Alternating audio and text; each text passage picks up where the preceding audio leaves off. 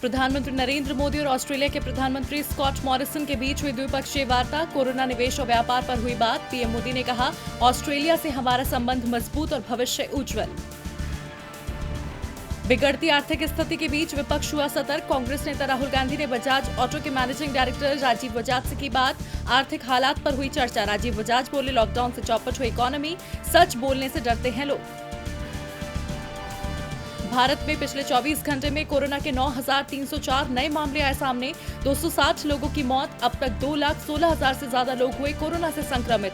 6,000 से ज्यादा लोगों की हुई मौत। दिल्ली सीमा विवाद पर सुप्रीम कोर्ट का अहम फैसला। तीनों राज्यों को समान नीति बनाने का निर्देश। कहा, एनसीआर के लिए कॉमन पास बनाए तीनों राज्य। जनहित याचिका पर सुनवाई के दौरान लिया फैसला। बिहार के कटिहार में केरल से आए श्रमिक स्पेशल ट्रेन के यात्रियों पर लाठीचार्ज। यात्रियों ने कटिहार जंक्शन पर उतरने के बाद अन्य जिलों में जाने के लिए बस सेवा उपलब्ध नहीं होने पर किया था हंगामा। मजदूर बोले, खाने को पैसे नहीं, बस का किराया कहां से दें। कर्ज अदायगी में छूट की अवधि के दौरान ब्याज में छूट को लेकर दाखिल याचिका पर सुप्रीम कोर्ट में हुई सुनवाई। कोर्ट ने आरबीआई के हलफनामे पर उठाए सवाल। कहा, वित्त मंत्रालय से 1 हफ्ते में मांगा जवाब। 12 जून को होगी अगली सुनवाई।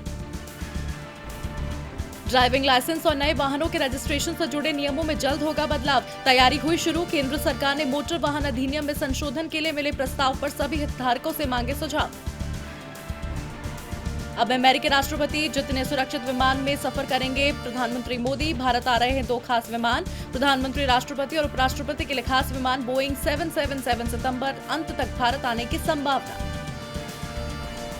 अमेरिका में महात्मा गांधी के स्टैच्यू से की गई छेड़छाड़। भारतीय दूतावास ने दर्ज कराई शिकायत। मेट्रोपॉलिटन पुलिस अधिकारियों की टीम ने घटनास्थल का दौरा कर छानबीन की शुरू।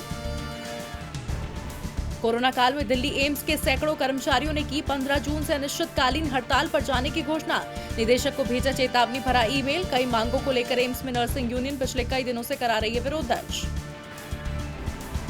केरल में गर्भवती हथिनी की मौत के मामले ने पकड़ा तूल। विस्फोटक भरा अनानास खिलाने वालों की धरपकड़ हुई तेज।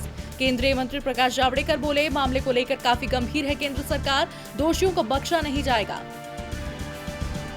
चक्रवाती तूफान निसर्ग के महाराष्ट्र में समुद्र तट से टकराने के बाद मौसम ने ली करवट। मुंबई में झमाझम बारिश होने से हुआ जल भराव। मौसम विभाग ने मध्य प्रदेश और छत्तीसगढ़ में भारी बारिश की जताई संभावना।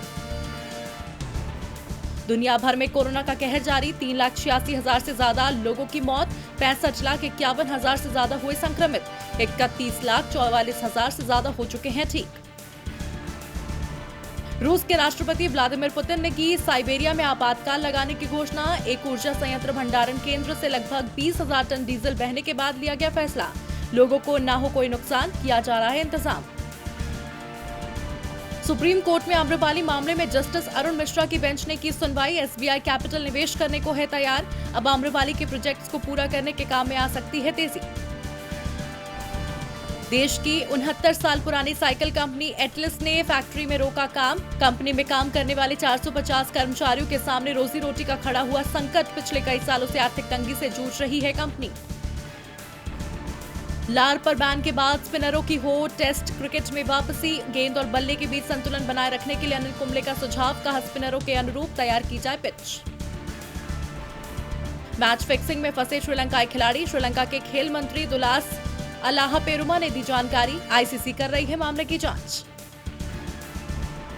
अमिताभ बच्चन ने सोशल मीडिया पर शेयर किया साल 2020 का मजेदार ग्राफ। बताया कैसे बदली लोगों की जरूरतें। लॉकडाउन में सोशल मीडिया पर काफी एक्टिव हैं बिग बी।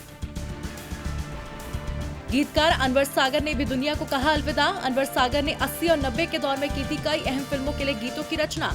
हाल ही में वाजिद खान ने बीमारी के बाद अस्पताल में तोड़ा था दम।